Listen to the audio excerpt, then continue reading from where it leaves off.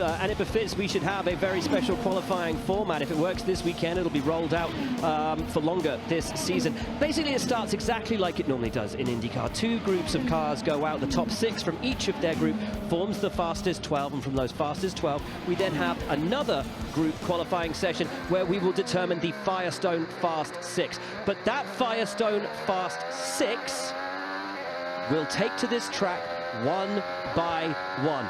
They will roll out. When they get to the alt start finish line for the first time, their lap begins. They have one lap, one attempt to set a lap time, and that lap time will be their attempt for pole.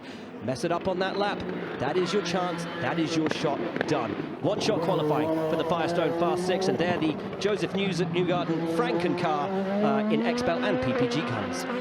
And you talk about the one lap of the Fast Six, but just in round one, I'm curious, how many laps can you actually get out of that softer tire? Yesterday, it looked to me like when Alex Palou did a qualifying sim, he got just one lap before the second lap tire performance started to fade by about 3 or 4 tenths. Some drivers like Kyle Kirkwood told me this morning, no, that's not an issue. We think we can get 2 or 3 laps out of the Reds if need be. The truth is about to come here as we see the banker laps take place on the harder compound. They'll go to the softs in about 5 or 6 minutes.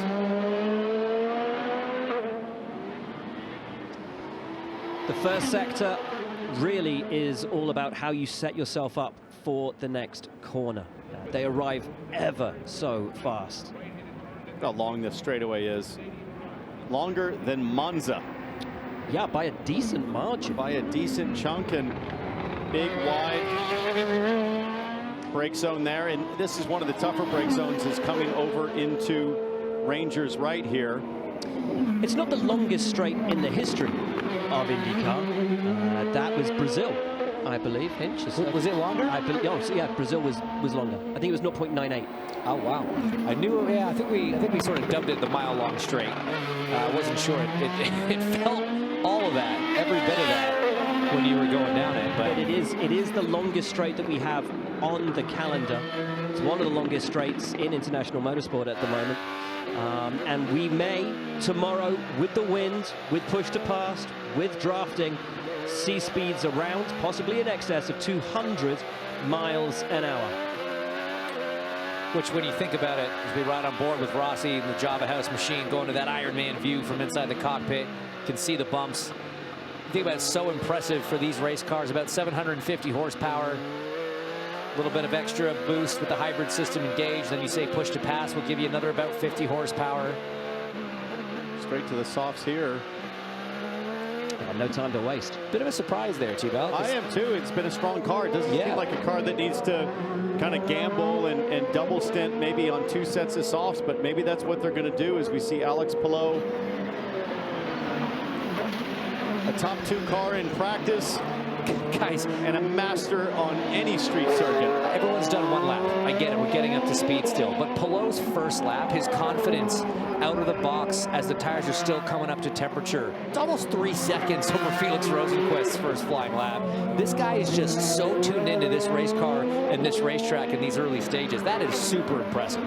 The only drivers out on track that I can see at the moment on the soft are the 2 ECR cars. Both of them sponsored by Java House. Java House, the sponsor of this racetrack this weekend and this inaugural Grand Prix of Arlington. Rossi to the top on a 134.9.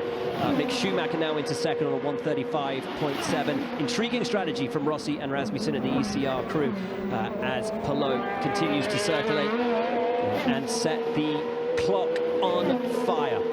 Rapid as he has been all the way through this weekend. Look for him to certainly be on target and on time with the 2 soft tire runners quite incredibly early on. Rasmussen and Rossi P1 and 2. Palou across the line and easily to the 4 on a 134.6. You mentioned the ECR thing. I wonder if there is a bit of a strategy to it. T-Bell, you know, if there's a little extra pressure being the Java House Grand Prix, having 2 Java House sponsored cars, it's, hey guys, we got to start well.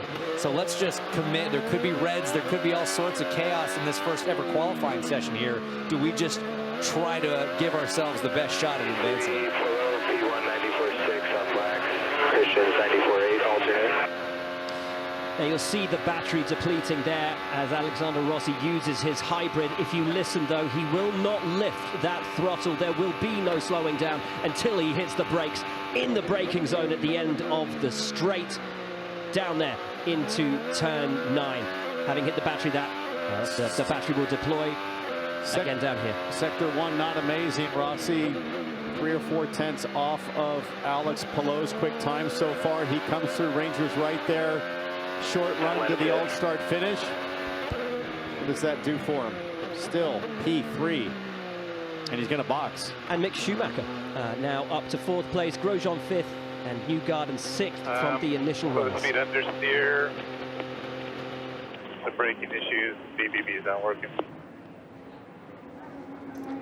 Some issues there for Rossi, but a little bit of a disappointing run to be 3rd behind Palou when Palou was on the hards and both ECRs on the softs. That's a bit of a scary sign for everybody else. Stingray Rob, you see with those red sidewall Firestones, he's also out there on the softs, and Palou now quick in and out. Didn't waste any time. It's like a race pit stop, throwing the softs on and firing straight back out there. So, of course, you see that red line in the middle of your pylon there between 6th and 7th. That's the cutoff. You don't have to be the fastest in this first group. You just have to be in the top 6.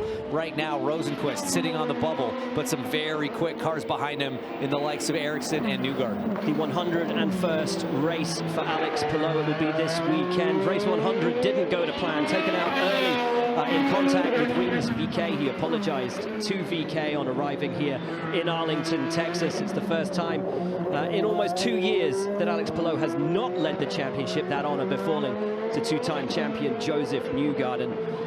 But Palou, not good for Palou here. He's got traffic right now. This is suboptimal in a big way. He's on hot, fresh, soft tires, and he has either Grosjean or Hauger there just in front. Can't slow down. You got cars behind you at speed. He's going to try to make a pass here into turn 7. Well done. I think that's on Hauger, yeah. promising for the race. I think it'd be a little harder defense from the car in front of the race. Yeah, a little bit. But that's the 18. That's Romain Grosjean, who's... Oh, that's 18. Yeah. And now it's Marcus Ericsson that's in front of him. He's going to pull over. He's on an out lap. But this is the second lap for Palou on these tires, and this most certainly will not be a quick lap with the traffic that he had to encounter. So now we'll start to get a sense of how long these softs are going to hold on, James. All three Andretti's in the top 6 this morning in practice. Their objective is clear. They have looked the team to beat so far this weekend. Rapid around this Arlington track. Rasmussen and Rossi sit in the top 6 as it stands. We have 2 rookies in this group, Mick Schumacher and Dennis Hauger, both of who grew up in the European system. Hauger, the Indy Next champion. Grosjean moves to IndyCar from time in Formula 1 and the World Endurance Championship. Palou did not have any traffic in Sector 3. Tires are up to temp, and it was not a quick sector. I'm starting to wonder if the black tire is the one you're going to want for this qualifying run. Is it that, or is it just not catching traffic on your one flyer on the reds? They were about a second quicker, 0.6 to a second, depending on the car in practice on Friday. I'm just looking at that sector time for Palou. He was hustling through Sector 3.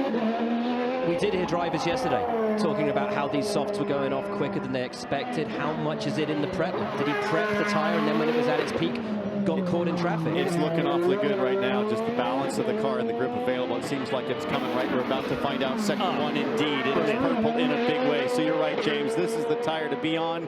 And it does last for at least a couple laps. A good 0.7 of a second to the fore for Alex Palou in that opening part of the lap. He looks set to lay down an absolute monster of a time here. Let's take a look under braking for the speed trap. It's tidy. Little wiggle on exit. Oh yeah, purple Sector 2. He is absolutely at one with this race car right now, Alex Palou. Will cross the line. Let's see the time. For Alex Palou, it is a 1:33.7. Not quite what he achieved this morning. I was going to say, I'm a little surprised that it's not a bit quicker, but of course we've had other cars on track, different rubbers gone down as we jump on board now with Felix Rosenqvist, Meyer Shank Racing, Not as quick as his teammate Marcus Armstrong in practice this morning. He was down in 13th. Don't forget, too, that ambient temperature was down, in the 60s this morning. Track temp as well. Now track temp is almost 100 degrees, so quite a bit different conditions than what everybody encountered for practice one. So Palou with the P1 time. We said it's not as fast as he went this morning. It's still the third fastest lap we've seen around this circuit in its two-day history. Romain Grosjean up to second, 1 second off the pace of Palou. Rasmussen and Rossi now third and fourth. Schumacher still in the top 6. 2 minutes on the clock. Ericsson, Newgarden fighting to make their way through into what will be the fast 12. Rosenqvist up to 6. Tire dig, Palou 4/10 slower in sector 1 this lap, so maybe he has found the limit and tipped past it. Here's Mick Schumacher, who's done a really respectable job so far this weekend, getting up to speed in that RLL machine on this new racetrack. Wasn't necessarily a fan of the bumps in the first practice session, but has got to grips with this place incredibly quickly. Quickest rookie in last practice, quickest RLL machine in the last practice as well. So maybe the fact that no one's coming here with institutional knowledge is helping him be a little bit more competitive. Keep an eye on positions 7 down to 11. All of them improving enough to place themselves up and beyond where they currently sit right now. Schumacher sliding out. VK bumps his way in. And Hauger jumps up to third, so once again back on the streets. Dale Coyne Racing looking good. Now Ericsson to the 4. P2 for him, 1:34.5. Rosenqvist now up to second. There you go. That was the start of Rosie's lap that we were on board with there. Decent result, about 3/10 off of the pace right now of Alex Palou. Foster, Schumacher's teammate, into 5th. It's going to be nip and tuck for these guys. 30 seconds on the clock. Rasmussen flying and up to 3rd. Keep your eyes on Rossi. Keep your eyes on Newgarden. And what, if anything, does Schumacher have? It's hundredths of a second here and there. It really is going to be close for Schumacher. Can he make it in? Only good enough for 7th. He'll get another go. He'll get another go, but do the tires have any life left in it? Newgarden right now on the outside looking in, but you can see on the pylon there, only about a half a tenth in it, making time on the brakes in 4. And Rossi looks good, and Rossi moves up. It's P3 for Alexander Rossi. Both ECRs making it through as it stands. Newgarden almost 4/10 to the good. We ride on board with him in the midst of sector 1. Doesn't need to force it too hard. He is comfortably trending quick enough.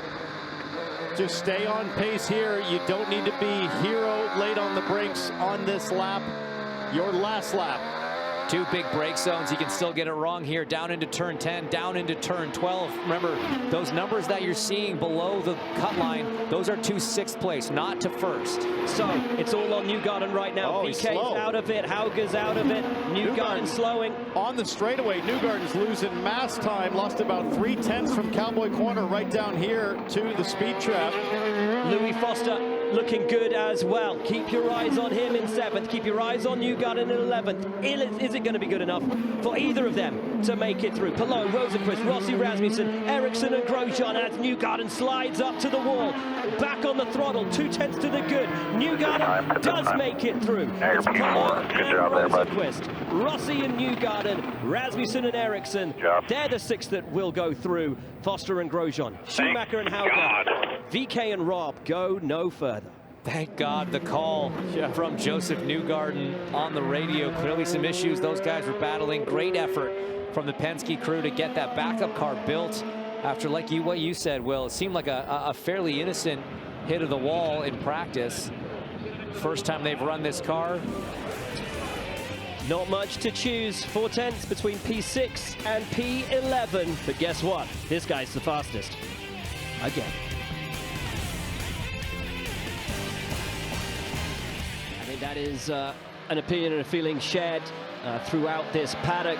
3 box here, all 3 of the McLaren drivers. Blue 1. You got Pat O'Ward in the top left from the driver's eye, the Iron Man cam. Nolan Siegel with what we're calling the Top Gun cam.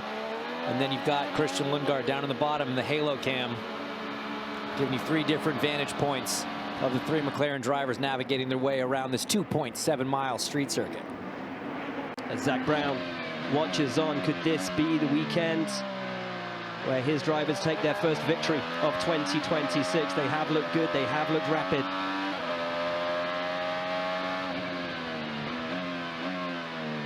David Malukas with our first lap completed. McLaughlin, Rahal. So 1:37.0 in this group so far. Still a long way to go, 10 minutes, and the majority out on the black tire. It just looks like only Siegel out on the soft at the moment. Riding on board with Scott Dixon. Of course, caught up in that bizarre incident with Will Power after a spin in turn 4 in practice. Blind to the oncoming traffic. Power comes around the corner, got into the left rear of the number 9, damage to both cars. And Dixon using all of that experience to find himself a little bit of space out on track and go for a push lap. Lucas on top, a little bit of copy and paste from last week where he took his first series pole back at Phoenix Raceway. We pull now to Scott McLaughlin on pole in St. Pete. Hoping to make it 2 poles in 2 street races. Nice first sector for him. And this is a car, guys, that has looked hooked up. And Scott yesterday saying this is his favorite street circuit, bar none. And boy, is he racing street circuits. He is loving it here on the streets of Arlington, Texas. And the Printer wagon has looked brilliant all weekend. What's so great about doing a race in this type of area, and by that I mean an open expanse, I hate to use the term parking lot, but we are using bits of a parking lot, is you're not constrained by the roads. Yes, we have some road sections like where he is right now heading into the final corner, but we can make some really interesting geometries, some really cool shapes that you don't traditionally get on street circuits, and I think that's part of what's making this circuit so enjoyable for these drivers. Kirkwood up to P2. Malukas still with the target time of 1:34.4. Caio Collet up into the top 6. Nice run from the rookie who's been impressing all weekend. It's Malukas and Kirkwood, O'Warden, McLaughlin, Siegel, and Caio Collet, your top 6. 8 minutes left to run. It's going to take something to beat this guy today once he puts those soft tires on, guys. He was fired up last night. He was unhappy to not get as much running as he wanted. He told me after practice this morning when he was at the top of the charts, finally, as if he had suffered for days. That's how anxious and frustrated he was last night at not getting everything he wanted out of that first practice session. He understands how important track time is every lap, getting it all in to learn this new place. And so Kyle Kirkwood feeling like he's right back where he should have been after practice this morning. These Andretti Global cars known for their prowess on street courses, low grip, multiple surfaces, tons of bumps. That's where they excel, and they've been showing it super quick. All 3 of them this morning in the top 5 in the combined times. This lap's looking very quick for Kyle Kirkwood. 185 miles an hour, hits the anchors, down into the speed trap. Nicely on the power, on the run down through 11 and into the ranger's right. McLaughlin has jumped up to the top, but how long is that going to last once Kirkwood gets this lap done? This is a huge lap. He's out of the last corner till the alt-start finish line. And over that line he goes. Timeline in pit.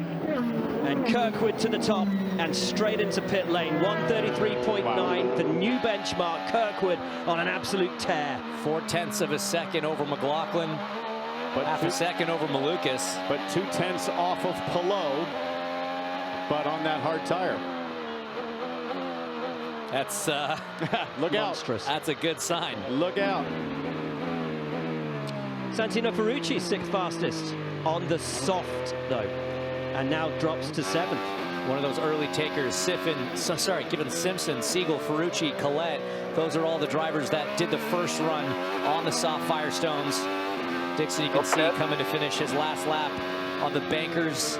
On the hard, where does he end up? He's still sitting down, man, at the bottom of the time charts. This has been a tough day for Scott Dixon. Had the issue this morning with the spin and then the contact with Will Power, and just a few moments ago, locking up that right front over in the speed trap, turn 10. That would explain why he's so far down. I mean, you can hear how hard that car is hitting the racetrack, the floor of that race car. You know, this is something the teams would have spent a lot of time analyzing last night after that first practice. How much can you get the car lowered. I mean, a lot of them had to raise it so much to accommodate for these bumps. IndyCar doing some grinding overnight to try to smooth it out a bit. Identical strategy for Newgarden and McLaughlin. Quick turnaround, straight onto the softs, straight out, try and make it work. McLaughlin 6/10 behind Kyle Kirkwood when they were both on the hard tire. Now McLaughlin on the softs needs to get a few laps to get that temperature into them, get them in that right window, and then see if he can take this fight to Kyle Kirkwood.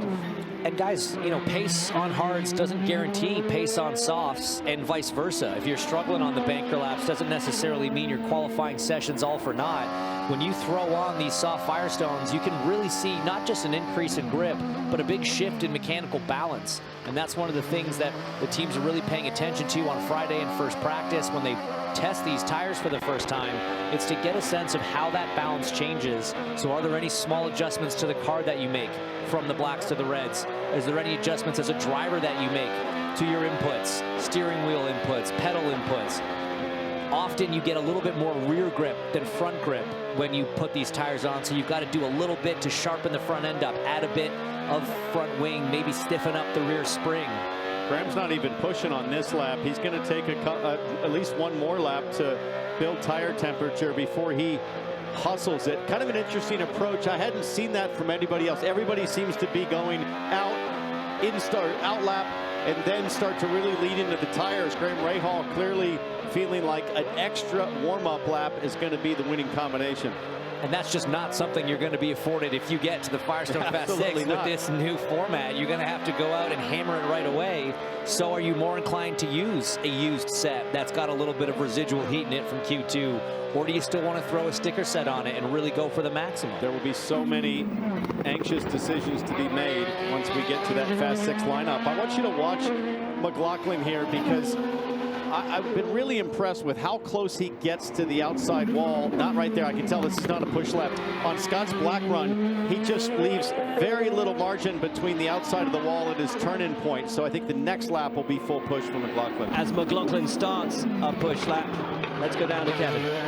Well, Christian Lundgaard is someone we think to be a contender as well, but he just said after that first run on the hards, I don't trust the rear. It just kicks out everywhere, and they've been struggling throughout the weekend and getting the tires up to temp. While most are getting their ultimate lap on lap 2, Kyle Moyer told us this morning they might need 3 laps. Is there time for that? McLaughlin a little loose on the rear through 1, Hinch a little loose on the rear through 3, under braking now into 4. Does McLaughlin have the car underneath him to take this thing away from Kirkwood? Don't forget, the top 6 of this session go through to the Fast 12. And to the point Kevin was trying to make there, do you have time for that? Well, I mean, that's simple. You make the time. You get to decide how many laps you do on the banker laps, how many laps you give yourself to perform on those soft tires. Oh, and he's in the wall. McLaughlin has got it wrong.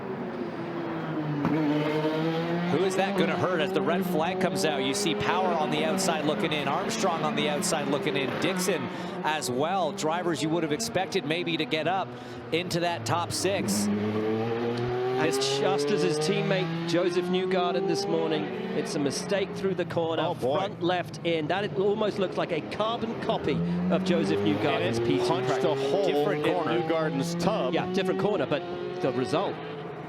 Gotta hope that that tub is okay after what we saw from Newgarden. Did he clip the inside wall? So coming into 8 here, it's very downhill. Yeah, I think he did. Yeah, He did. I was just complimenting his side-to-side usage, millimeter perfect, and he just got a little too much there.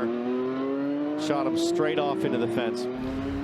It's such a tricky corner there, turn 8. It really does drop away from you quite aggressively right after the turn-in point. That makes the front end wash away, and so you sort of try to anticipate that understeer, turn in a little bit earlier, but with the extra grip on those reds, he just caught a little too much front and clipped that inside wall. And having brought out the reds, as we take another look at this, does clip the curb on the inside, straight into the barrier on the outside. Having brought out the red, McLaughlin loses his time, drops to the bottom of the order. So it's Kirkwood, Malukas, O'Ward, Simpson, Siegel, and Santino Ferrucci due to go through. A couple of minutes left on the session.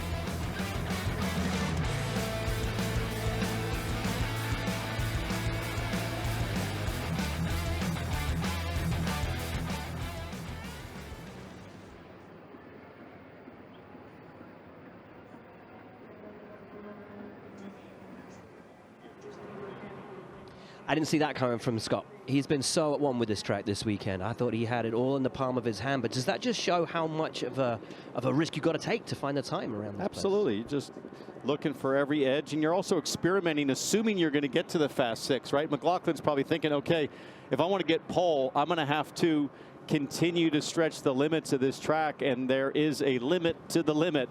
And on street circuits, it's very unforgiving. It looks exactly like the crash we've seen so many times, James, in St. Pete on the streets, on the backside there, the right-hander onto the back straightaway, just nicking the inside concrete with his right front and shoots him straight head on into the fence. I'm just concerned on the tub. Like you said, eerily familiar crash, similar crash to teammate Joseph Newgarden, which punched a big hole and forced him to a backup car. Obviously, different circumstances. Newgarden lost the rear a little bit. McLaughlin hit the barrier on entry, but it's the result. It's the angle that he went into that wall. So reminiscent of what we saw from Newgarden this morning. AMR safety team taking their time to get that loaded. I'm sure McLaughlin probably wanted to stay and have a look as closely as he could to radio to the team, or at least communicate when he gets back what they can expect. But last session of the day, they should have time to get this thing repaired. Let's see if now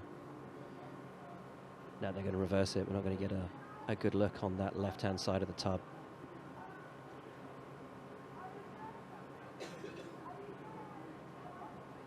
Well, that's one contender done. Big surprise. Let's see if from this angle. No, they're going to turn the other way. They know you're looking. They know it, don't they?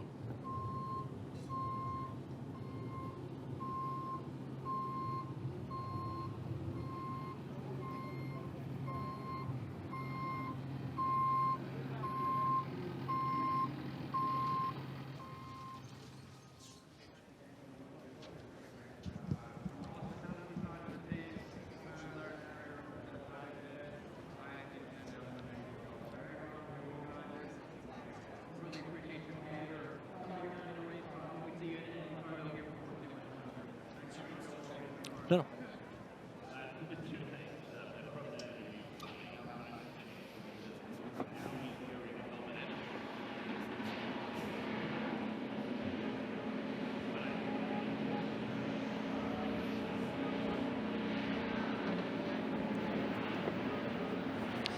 Still under red flag here on the streets of Arlington. Now we go green and qualifying starts again.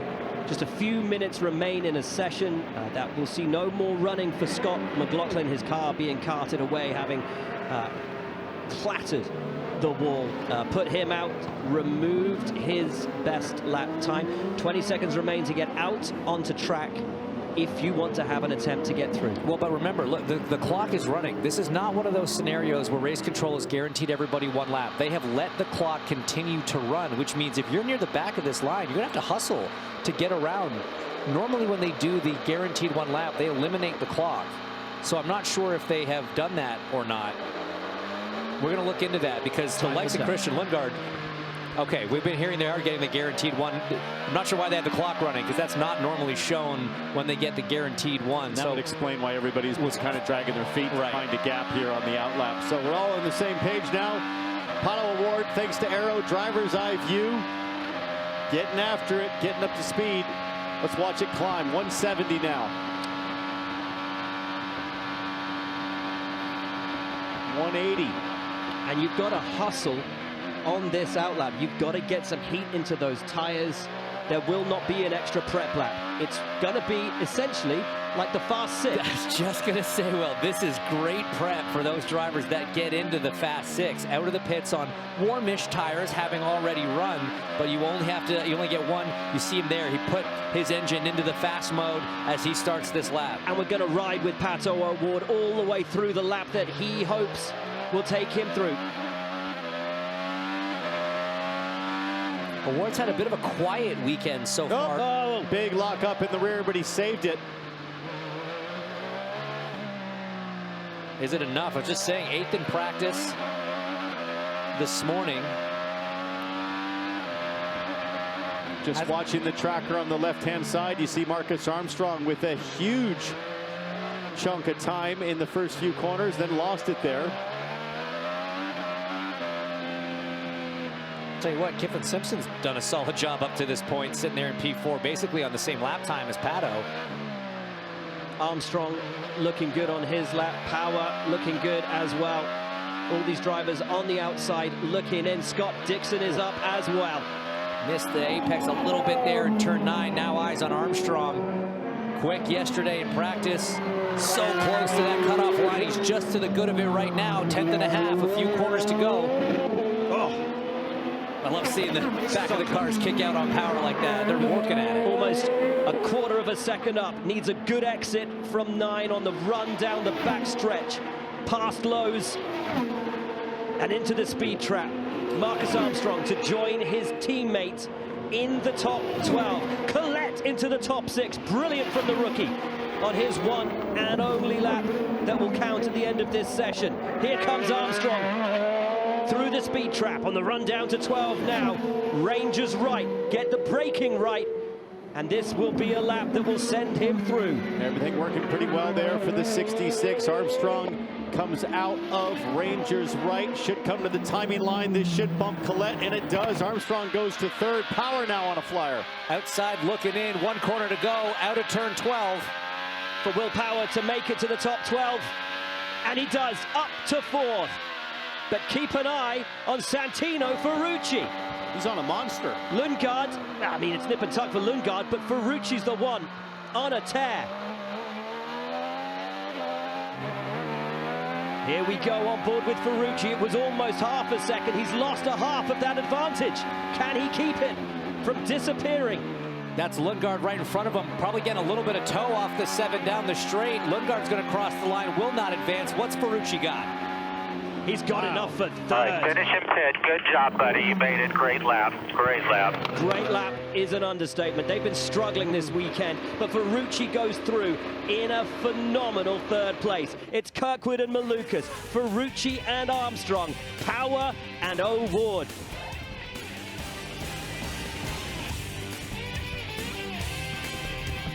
Is out on the soft. Use soft.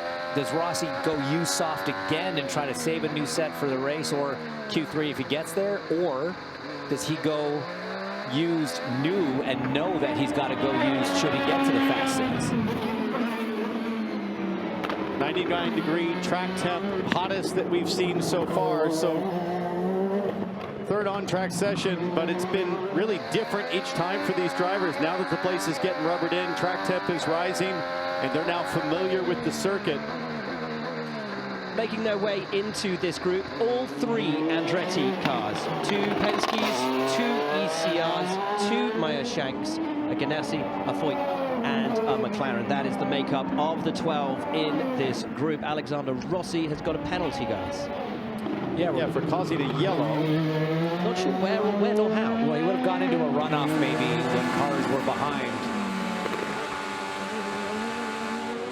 Down here in turn 10, the speed trap, left front lockup. There you go.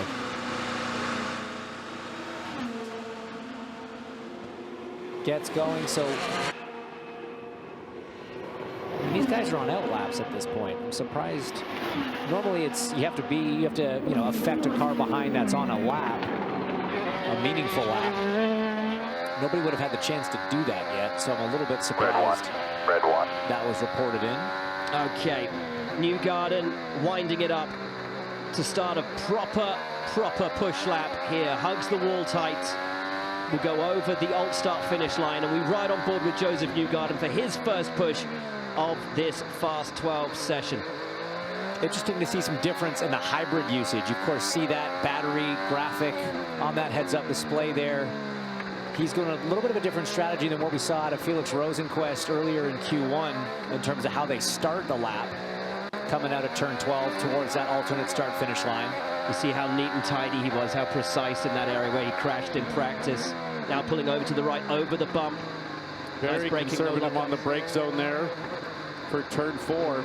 Townsend, I almost feel like I saw a brake pressure release as he comes over the bump, and then another increase in pressure. You almost have a double mountain-shaped brake pressure trace to accommodate for that, where they've seen so many lockups. It's a lot like Laguna Seca when you come up to the corkscrew and you come up over the rise and the car gets light, and then you time the drop of your brake foot with the settling of the car as it heaves down and load the brake pedal as the tire loads. Oh, Alex Palou now. And Palou was insanely fast up to that point. Makes a mistake on his first push lap, and it was a big push lap from Alex Palou as well. Saw him get out of there in a big hurry, so hopefully he does not have the yellow violation that we saw with Rossi. Same issue though, locking up but on the soft tire here. And I'm just looking at the track map. He's kind of on an island by himself out there. I think maybe he got away with holding anyone else up as we switch now to Malukas. This is a nice lap from David Malukas, one of the fastest drivers on track right now. And goes to the top on a 134.9. Ericsson actually on a par with Malukas in the early part of the lap. Can the Andretti driver take it away from the Penske man? Early days in the session. On the power out of 12, everything on the exit. He's saying have to back out of the throttle a little bit there. That's going to cost him a couple hundreds, but he still goes to the top. Lovely stuff. Is this Andretti's weekend? On board now with Alexander Rossi as Will Power moves up into the top 6. So again, used sets of tires on the 20 car. But he's looking good, looking like a strong lap for Rossi. It's looking like a great lap for Alexander Rossi. Lost a little bit just at the end. Now, important to note, Ericsson also on those used softs. Got to think Palou's tires have a pretty decent flat spot after that lockup on the previous lap. And Palou on the used softs as well, so a nice mix. Ericsson, Rossi, Rasmussen, and Palou opting to go with the used softs. The rest of the field back on the hards for the banker lap. I kind of like the used soft idea. You're getting a better feel of the balance, the grip level. We know that the hards are already used. You're not going to use a new set again. Back end just stepping out. I love seeing drivers struggle to get the power down. And it's only good enough for 7th. Palou will have to come to the pits, put on fresh tires, redouble his efforts, and try again, because right now the 4-time champion is on the outside looking in, because it's Marcus Ericsson, David Malukas, Pato O'Ward to the top, Kyle Kirkwood to the top. Now, what's interesting about that, Will, is that his teammate, Kirkwood's teammate Ericsson, was on those used softs, but the used hards were still quicker. Both O'Ward and Kirkwood. What does Power do on the hards? Stays in 5th. Fascinating interplay then between the used softs and the used hards. What do you think has the advantage right now from what you guys have seen on track? What would you be running for with 6.5 minutes to run? Well, I mean, stopwatch doesn't lie, right? It looks like the hards are good for right now. Oh no, I understand that Kyle Kirkwood got into the fence a little bit. That's probably just enough to get away with. Well, it's good. That's close because it wasn't square. It wasn't square with the floor. The floor, you can see him looking in the rearview mirror trying to see if he can. That wheel still look pretty straight. What? That's right on the edge. No. That's right on the edge. That's Sometimes close. you can get away with just the floor. It stands out about a millimeter or two more than the tire. Guys, all the talk this weekend has been about Penske and Andretti, but from what I'm seeing on my screen, if Pato O'Ward can get the first part of this track figured out, he is in the mix along with the Penske drivers and the Andretti drivers, because down the long straights that make up the final part of this lap, he is untouched right now.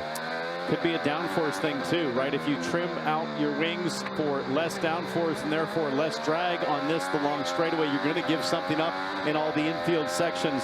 No free lunch there, so that might be part of the trade-off as Pato O'Ward exits Cowboy Corner. Ready to grip it and rip it here. Let's watch the top speed.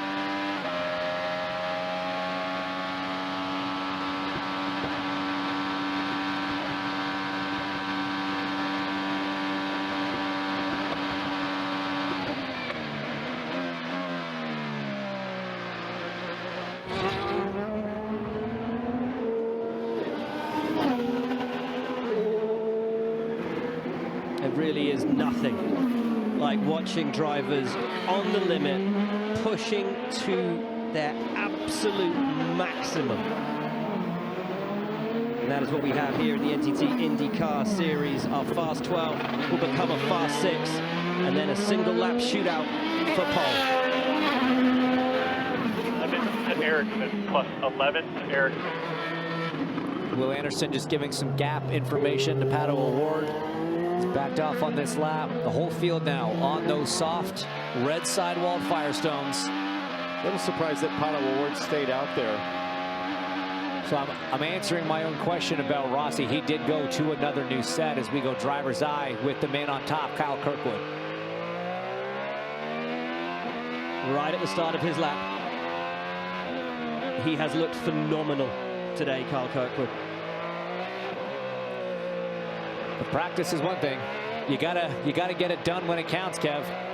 Well, this kind of confirms what I'm going to tell you, but they did pit and take a good look at the car and felt like it was okay, and we're going to get the real proof here with the lap time. Check out this replay of David Malukas here, almost having an issue like his teammate Joseph Newgarden had the exact same moment that Newgarden had in practice this morning and was not able to keep it out of the wall. Malukas with a fine set of young hands there. That was inches away from being 3 for 3 for Penske today. Yeah, I don't know how many left front corners they stock on that truck, but well, how many tops? They're down a few.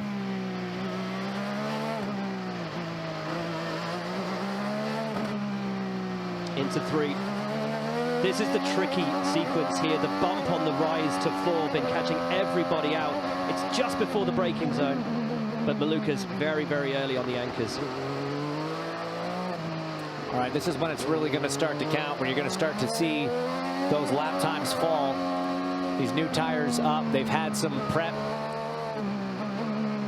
You can see Malukas just nursing them around this lap, wanting to get the right temperature window. The team spent a lot of time working on finding that perfect temperature window, and then it's up to the drivers on these prep laps to do everything you can to get it just to that limit, but not over top of it. And it's a nice opening stanza for David Malukas, the best that he's run so far today. Ferrucci to the top on the softs. Don't forget he ran hards in the opening part of this session. 2 minutes on the clock remain. Malukas is up on Ferrucci as it stands. Just a little wide of the apex there in turn 10, but not enough to lose maybe but a 10th.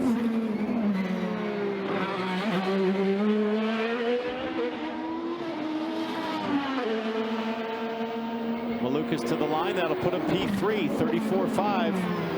Malukas to the line, that's P3. This is the 4-time champion. This could be the lap that everyone has to beat. Absolutely rocketing around the circuit through the twisty and complex opening corners. Down the backstretch into turn 10. He looks great. O'Ward with a 33.8. That is a solid lap for Pato O'Ward. That should put him through, but here comes Alex Palou. Perfect to the wall, entry and exit. Commitment looks absolutely dialed in for Alex Palou. That's a 133.4. What does Kirkwood have to answer? He is out of turn 12, coming to the alt-start finish line now on the bubble, hits the line. P3, 4/10 off of Palou. What about power? One corner in it. Rosenquist and Armstrong both into the top 6. 45 seconds remain. Power over the line. One more shot. Power goes third. Ferrucci on the outside looking in. A lot of strong drivers on the outside looking in, including this guy here. Ericsson, Malukas, Rossi, and Newgarden. Pretty conservative from Ferrucci there in Ranger right. I don't think it'll be enough, and it's not, as Malukas now working the final corner. He's got to find about 7/10 to bump O'Ward. Boy, I thought O'Ward was going to be fine when he did his lap. How quickly that can change. Malukas is improving, but not by enough to get into the top 6. What's Newgarden got? He's got time for another lap if there's tires in it for Malukas, but it looks like he's come into the pit. He goes no further. Newgarden, is he in or is he out? No. He's out. No Penske's make it into the Firestone Fast Six. Rossi can't do it either. O'Ward to second. You, buddy. Box, box. A great final lap from Pato O'Ward. Rasmussen improves, but only to 8th. Ericsson gets it and imposes Kirkwood. Kyle Kirkwood out. That is a shock. A huge shock. the fastest man from practice this morning, the fastest man from practice yesterday. McLaughlin and Kirkwood are out, and both MSR cars are through. Incredible. 4/100ths of a second, the difference between Ericsson and Kirkwood. Andretti Global so close to getting all three of their cars into the Fast Six. What a turnaround for Will Power after the frustrations of the opening 2 weekends. He goes through as the fastest Andretti. Marcus Ericsson goes along with him. Rosenqvist and Armstrong for MSR. An incredible job from them. Pato O'Ward, beautiful for McLaren. And Alex Palou. Isn't it always? The fastest man from the 12. These 6 now have one shot, one lap to fight for pole.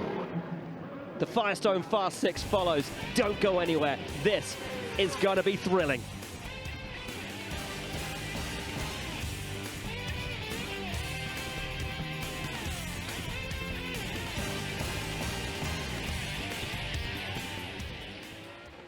Ericsson out on track, and he has looked rapid all weekend. Andretti have looked rapid all weekend. His lap deposed his teammate Kyle Kirkwood. And guys, he has never won a pole position in 116 starts in the NTT Indycar series. Believe it or not, his last pole position was when he raced in GP2 at Silverstone in 2013.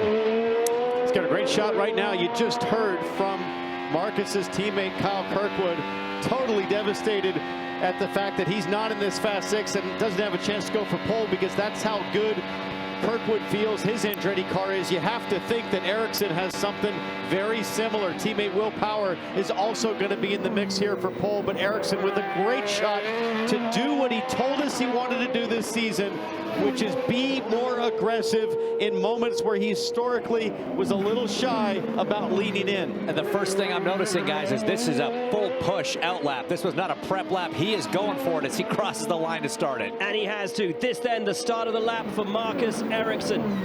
Into the right-hander that begins it all. A little wide there, but you would expect that on Cole Tires. Heavy understeer to the front end of his car. Cole Tires, used tires. This is going to be a tricky lap for every single one of these drivers. Marcus having to be the guinea pig a little bit. First driver in this new format in IndyCar. On the run down to 4 now. How does he temper the braking into here? We saw some hybrid deployment there between 3 and 4. Nice and tidy through there. His car's really come alive for Marcus since Will Power joined the team. He had some of the same comments, some of the same concerns that Marcus has had and has been trying to implement here at Andretti Global for the last few seasons. Now with another voice adding to it, the setup's going more towards his style, and it's showing on track. Every corner, Marcus Ericsson looks like he's challenging and pushing just that little bit more. Comes through Cowboy corner, and he is on it. This looks clean and aggressive. Close to the wall for Marcus Ericsson on this long blast down the backstretch. Will hit 185 miles an hour. Full deployment before slamming on the brakes. Into the speed trap. Past lows comes Marcus Ericsson. Only a few corners remain. It's tidy so far for Marcus Ericsson. On the run down now to 12. Lovely lap for the Swede. So easy to get it wrong on that downhill run. This is the run to the line. And to the line, Ericsson sets a 1:34.356. That then is our target time for Marcus Ericsson, and that I think is probably the fastest we've seen so far in qualifying. That is a solid run. Now we saw it down in the 33s, but I think for the guinea pig run for Marcus Ericsson, I think that looked pretty darn good. But the question is, how will others adjust based on what they just saw? For reference, a 1:33.8 was Ericsson's time that got him into the Fast Six. Marcus Armstrong, Christchurch, New Zealand, Maya Shank Racing. And what a great result for this driver and this team. He's been super strong this season. A little bit further down in points than he probably should have. Was fighting for a podium in St. Pete. Had a great top 5 result in Phoenix. He said before the season started, this is a year he's got to make a statement. And so far, he's putting together the beginning of a solid kind of championship-esque run. And for Marcus Armstrong, just like his namesake Marcus Ericsson, has never won a pole in his IndyCar career. 48 starts for him. Last pole of any sort back in 2019. So both of these guys gunning for what would be a first pole this decade. He drives for the Meyer-Shank Racing organization. His teammate Felix Rosenquist will also get a chance to run here for pole. That team shares a technical partnership with Chip Ganassi Racing. That's Alex Palou's team. Champion last year. So they have the information, James, to put it all together setup-wise. It's down to the drivers to try to figure out how to one-up the champ. Setup-wise, data-wise, they get a look at everything that Alex Palou is doing behind the wheel. And I know this guy here is a real student. He loves looking through the data, trying to figure out what are the little differences that are setting Palou apart from the rest of the field right now. A little wide of the apex there, just like Ericsson. Yeah, but he fired it into the brake zone there. I don't think he gave up too much. I like the aggression from Armstrong here. Hear that left front end fence dig into the concrete as it bottoms out through that turn 2. Danson, the rear end is coming out of turn 3. Little use of the hybrid deployment, hard on the brakes, into 4, and it's nice from Armstrong. Tough corner right here. The horseshoe long left, and it's off camber. Watch at the exit. The track falls away from the car. Not ideal, and then things camber back up in your favor. There's a little step off here into turn 8. Oh, struggling with getting the power down. Those used tires just screaming right now. Nice and tidy through 9 for this long run down, 9/10 of a mile. And as a driver, T-Bell, you know what it's like. Having that much time to think is a dangerous thing. You're looking at your delta on your lap, or your lap delta on your steering wheel, rather. If you're up, you're feeling good. If you're a little bit trending downwards, you're feeling bad. Over the bumps, into the braking zone, Marcus Armstrong. How does this compare to Marcus Ericsson? It's very, very close right now. But he's lost, I think, a little bit of time just through that sector. And over the line for Armstrong, and he has. It's a 135.6 over the line. He'll be disappointed with that. Currently P2. Translation, last. P last. That's Hey, it's the power of positive thinking. I love that glass half full approach there at Meyer-Shank Racing. But we'll see where it stacks up. Again, this is not a format anybody in this group has any experience in, because we've never done it. You get 60 seconds once the car before you has pulled into the pits to get going, and we see the 26 rolling now. Will Power, Toowoomba Australia, and Andretti Global.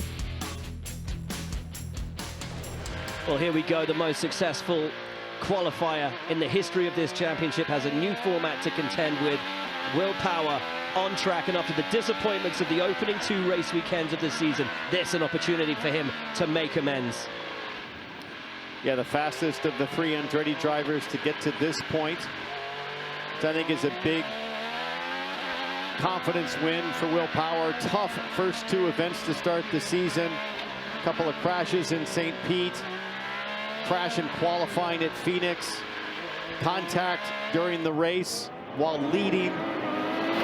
It can all come right here with a car that seems to be capable of delivering the fastest lap, if you listen to teammate Kyle Kirkwood. Contact here in practice as well with Scott Dixon. No fault of Will's, just one of those racing deals. But yeah, again, I really want to pat Kyle on the back for admitting the mistake there. It's so easy to do in the pressure of qualifying, to make a simple mistake like that, just lose count, lose track of where you're at. You're so focused on getting that lap time.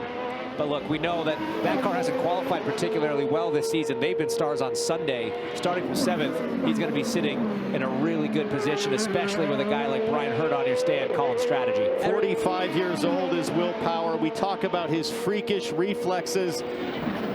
Over the last 20 years, it's delivered 71 pole positions, the most in IndyCar history. He lights up the back end to start his flying out. he's got the benefit of having Marcus Ericsson already had run, so he would have gotten some feedback from his teammate on what the tires were like, what the track conditions were like, and maybe even some adjustments being able to be made. Of those 71 poles, 26 have come on street circuits. Power tidily into 4. Pulls it back over to 5. It's a nice lap so far for Will Power. Looks a little pushy across the middle, doesn't it? You see Will kind of forcing the hands, trying to get the front end to light up and get active. You see him balancing the throttle through that long turn 6, the horseshoe. And you hear the tires light up on the exit. That seems to be a common theme here for every... Oh, big oversteer moment through Cowboy Corner. This doesn't look to be as good as teammate Marcus Ericsson so far. 19% of the hybrid left to deploy for Will Power. It will be a flat-out blast. Listen on board with Power. Full throttle all the way to the braking zone, hammering the brakes into the right, now down through the sweepers, through 11 and into 12. Just 1.5 corners remain for Will Power on this lap to take the provisional pole away from his teammate Marcus Ericsson. Gets close to the wall, not so close that it's a worry. Round the left and over the line. Will Power only good enough for second. It's a 1:35.0. Ericsson hangs on to provisional pole with 3 drivers left to run. They are Pato O'Ward, Felix Rosenqvist, and 4-time champion Alex Palou.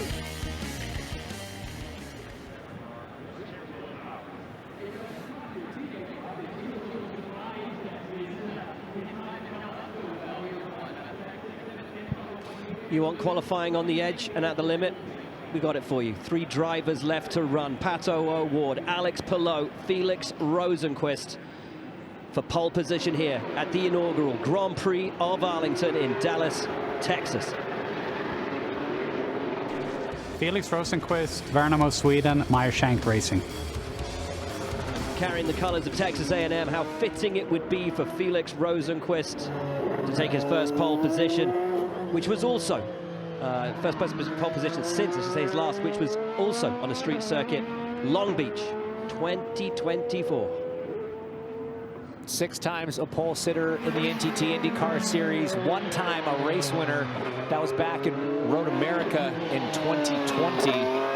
Desperately wants to return to victory lane, and this is something that this team, Meyershank Racing, wants to do again. They've done it once, the biggest stage, the Indy 500 in 2021 with 4-time champ Helio Castroneves, but Mike Shank and his partner Jim Meyer have done so much to this squad. They've invested so much. They are so committed. You talk about the benefit of a multi-car team. In the case of Rosenqvist, he has the advantage of any information that his teammate Armstrong could share with him. So does Alex Palou because of that technical partnership with Chip Ganassi Racing I mentioned. Palou has 2 drivers that he can tap into their information with. Pato O'Ward, though, lone man on a mission today, the only McLaren driver here in the Fast Six. Felix Rosenqvist 6th in the championship last year. He's opened his account in 2026 with 2 12th places. Consistent, yes, but not at the level that he would have wished to get his year started off to. Loves racing on the streets, had his last pole on the streets. What can he do on the streets of Arlington? He begins his lap, passes the green flag, 14 corners to go. Again, a little bit wide. It seems like that first corner of the lap is really catching drivers out. Loose in, but then a little wide and tons of understeer across the middle. You can see Rosenqvist really force his hands, much like Will Power, trying to get those front tires to really light up and respond. Through that 1, 2, 3 section, you've got to be so delicate on the pedals. You don't have time to get to full throttle between 1 and 2, between 2 and 3. It's this dance that the drivers are doing, modulating the brake into turn 4 over the bumps. Now through this really unique section through the horseshoe. Wider entry than we're seeing from a lot of other drivers. Much wider entry. In fact, he just gets to the apex at the tail end. So classic late apex, late turn in. Big wheel spin. Whoa, almost into the wall. I don't think we've seen a car not have a moment there as he corrects a little bit on the entry, just like Power. Very similar balance to what we saw out of the 26. Early on the Power, hybrid all used up. It's down to just the power of his right foot. How long dare he keep it? flat to the floor before he hammers the brakes on the run down into 10. Not seeing the same top speed that we saw out of Will Power. Rosenqvist about 179. I saw about 181 for Will Power. You heard ignore the collector alarm. They are running these things on fumes, just one lap of fuel in it.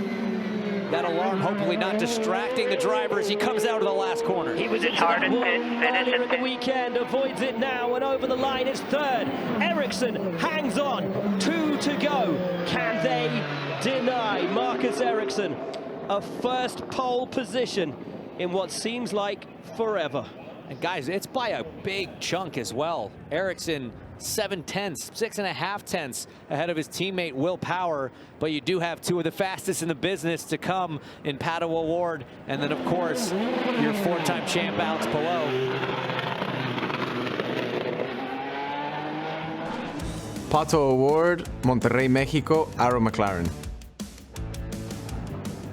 Been on pole for 2 of the last 5 races. Pato O'Ward, team boss Zach Brown, flew in to Arlington today to watch his team fight for pole position. O'Ward, one of only 2 drivers now who can take that away from Marcus Ericsson. It's been a good start to the year for Pato O'Ward, guys. He's had that consistency that he was searching for, that he lacked at the beginning of 2025. A 5th place and a 4th place. Qualified 8th at St. Pete, 7th at Phoenix. So already this will be the best starting position of the season for Pato O'Ward. Have to see what he does with warm-up. Maybe not quite as aggressive what we saw out of Marcus Ericsson. Give the brakes a hit on the straightaway. Let's give the brakes a hit. We are cold. There you go.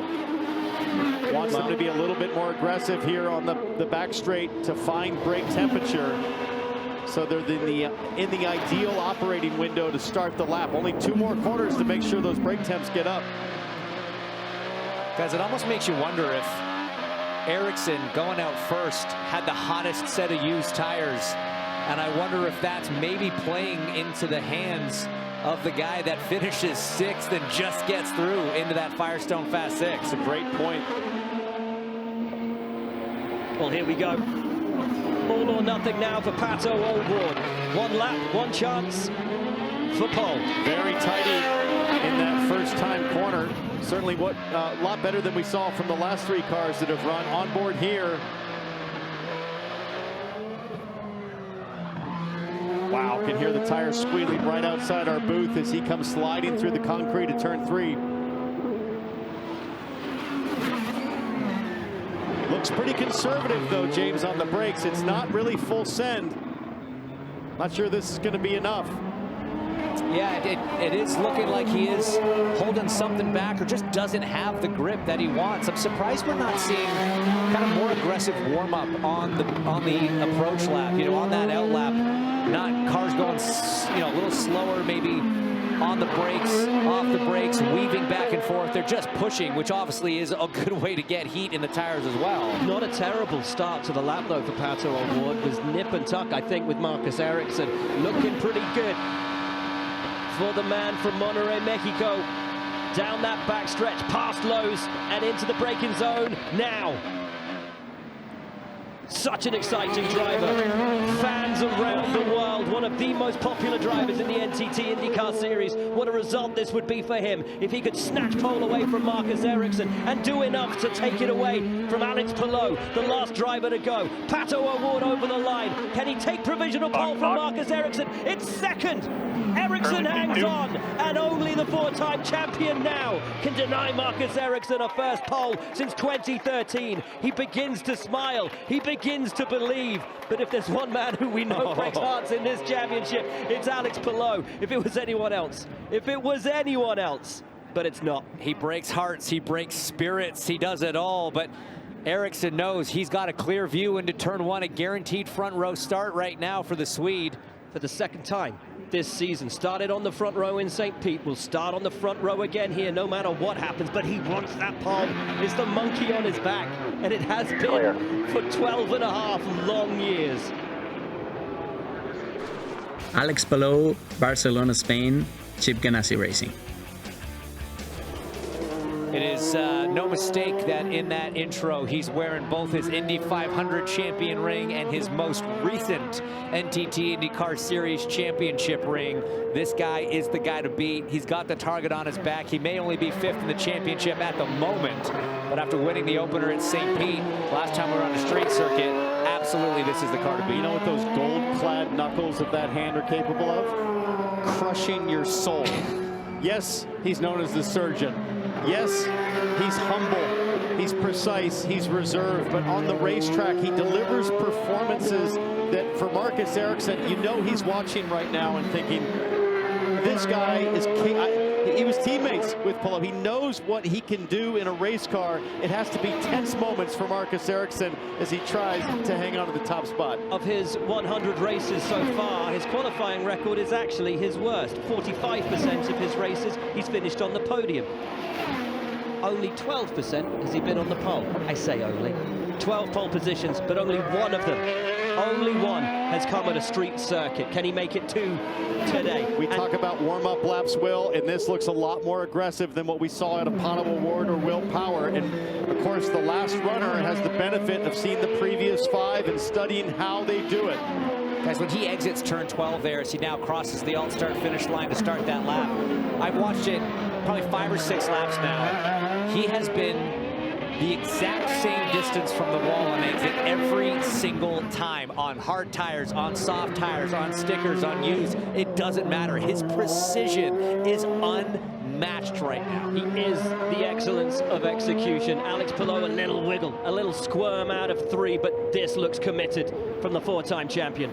This looks really good. He was a 33.4 in round 2, a 33.7 in round 1. Marcus Ericsson sits at a 34.3. Ericsson watches on in the top of your screen. Oh, that sounds good. Palou heavy on the throttle. The rear end of that number 10 totally locked down. That's a good start to the lap for Alex Palou. A really nice start to the lap for Alex Palou. And he's still got 30% of the hybrid to deploy. Uses it all on the back straight. Listen to that. Full throttle. All the way to the braking zone. Top speed only 177. James, I think they threw wing at this thing to get the lap time. I'm looking at that lap time counter, T-Bell. When it's red, he's down. When it's green, he's up. It keeps fluctuating back and forth. It is close, but you can see the smile on Ericsson's face is growing. That tells you what you need to know. Marcus Ericsson starts to believe. Can Alex Palou deny him over the line? Oh, it is a first IndyCar pole for Marcus Ericsson. His first since 2013 in any racing series, and boy, is it about time. Congratulations to Marcus Ericsson. Congratulations to Andretti. They have been the team to beat all weekend, and what a job from Marcus Ericsson. Not even Alex Palou could deny him today.